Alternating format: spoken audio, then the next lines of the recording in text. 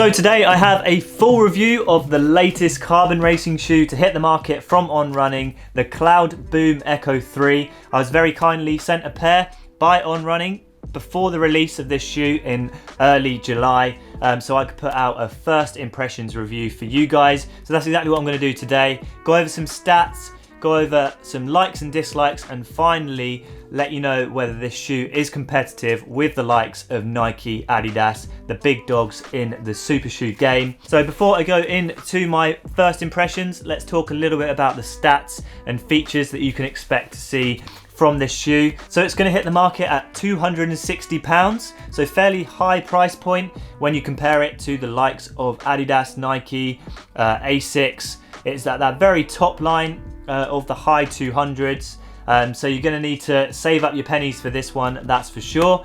In my UK size 7.5, it weighs 205 grams, so a super lightweight offering from On. The most exciting thing for me about this shoe in terms of stats and features is this new improved midsole. It's the first time to my knowledge that On Running have used P-backs in their super shoes, which for reference is the same sort of compound that Nike use in their Zoom X, that Adidas use in their Lightstrike Pro, and Asics use in their Metaspeed lineup. Great to see that from On, finally putting the most responsive foams into their super shoes to hopefully make this one competitive. We've got a full length carbon plate. We've got more of like a material upper.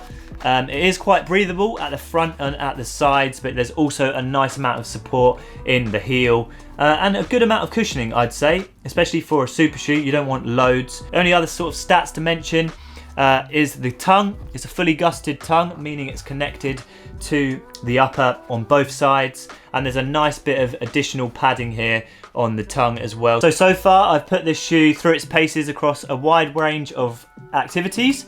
I've done interval sessions on the road, I've done quite a few interval sessions on the track. As you can see, there's a little bit of red there where it's picked up some of the colour of the track. I've done a long run, and I've also done a sort of hard 5k effort in this shoe, around 16 minutes at parkrun over the weekend, and I've done around 83 kilometers of running in this shoe so far. All of it, oh, nearly hit myself in the face, has been tracked over on Strava, so if you want to go have a little look, I always list what shoes I do each activity in, so you can go see over there a little bit more detail. Let's jump in to my first impressions. So the first run I actually did in this shoe was on the treadmill. I know, crazy. I did some strides just to check the fit, and it feels very similar, I would say, to something like the Adidas Pro 3 in terms of fit. In terms of the firmness of the midsole, I would say it's most comparable to the Asics Metaspeed Sky.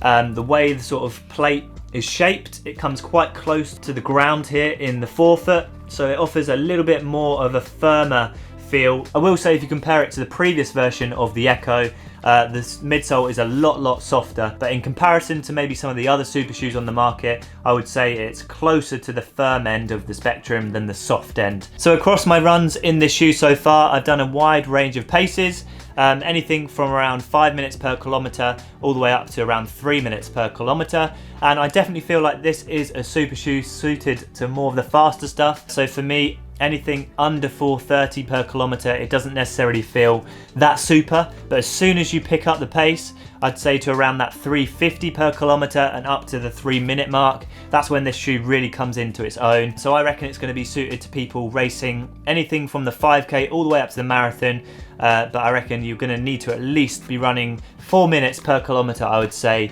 to get a full benefit of the technology in this shoe. That being said, I'd be interested to hear from people maybe running closer to the 5 minute per kilometre mark to see how you get on with this shoe. But for me personally, it certainly comes into its own at those faster paces. One of my other main sort of first impressions was this midsole.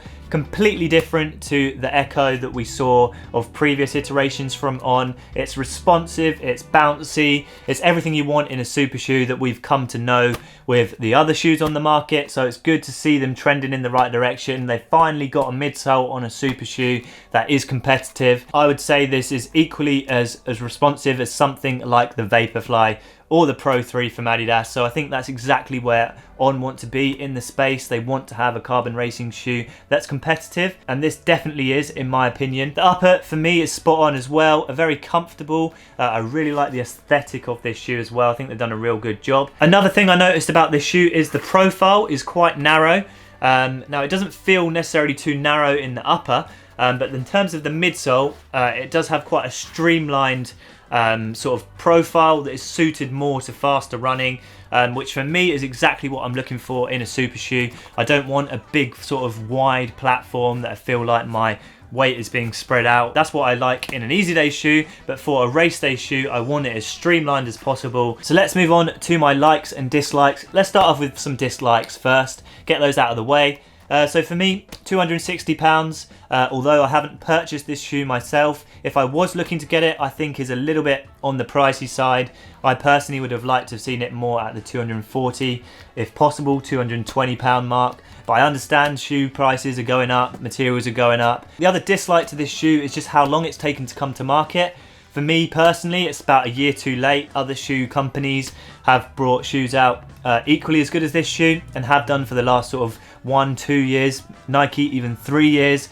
So it's about time On brought a shoe out. I appreciate they're a newer company and the struggles of bringing out a competitive shoe must be difficult, and the durability is a little bit of a concern for me. Having run 80 kilometers in this shoe, I have done quite a lot on the track and on gravel, so sort of abrasive surfaces, and I've noticed quite a lot of wear and tear on the bottom here, and I've even noticed this outsole bit here, I'll get a close-up of it, has started to come away from the midsole. So yeah, not ideal in terms of durability. There's also a bit of a wear here. But the energy return is really high, so I reckon you're going to want to try and save this one for race days. It's definitely not a shoe that I would recommend doing all your training in and then racing a marathon in. But let's move on to my likes, and there are a lot of them. The first one is that this shoe is competitive. I personally am a huge fan of On Running, what they do in the running sphere in terms of the night of the 10,000 meters, the way they support their athletes with the OAC. So I think what On is doing as a company is incredible in the running sphere, and I think, yeah, they're really making a splash, much more so than any other brand for me at the moment. They're just innovating the sport, which I think is great. So for them to have a competitive road shoe, I know personally I'm going to be repping this shoe, not necessarily because it's the best on the market, even though it's definitely competitive, but because of the brand and what they stand for, the way they support their athletes and the wider running community as well. Another one of my big likes is this shoe as a super shoe feels like it's designed for speed only. Some of the other ones on the market feel almost comfortable at slower paces, where I'd say this shoe feels best when running quick, which is exactly what I want to feel when I lace it up before a big workout or before a race. This just feels like it wants to go fast, gets you up onto your toes, and the faster you go, the almost more life this shoe brings to your running. And I also like how the midsole feels a little bit firmer in the forefoot, where your toes land and hit the road. It feels a little bit firm, whereas in the back, it feels a little bit more mushy, a bit more cushioned. So as you sort of transition through the foot strike, I feel like this shoe offers a really nice ride. So that pretty much summarizes today's review of the Cloudboom Echo 3. For me, I've been really enjoying this over the last sort of 2 or 3 weeks, and I'll continue to do as the months go on. My favorite thing about this shoe is the new midsole. It just feels competitive, responsive, and makes you want to run fast, which is exactly what you want from a super shoe. My downsides, the dislikes, is how long it's taken to come to the market, and maybe that £260 price point is a little bit on the expensive side. If you do pick up this shoe, then please let me know in the comments how you get on with it. I've been thoroughly enjoying it over the first sort of 80 kilometers that I've put in this shoe, and I expect to put a lot more miles in it over the coming months. But until next time, aspire to run, run to inspire, and we'll see you again soon.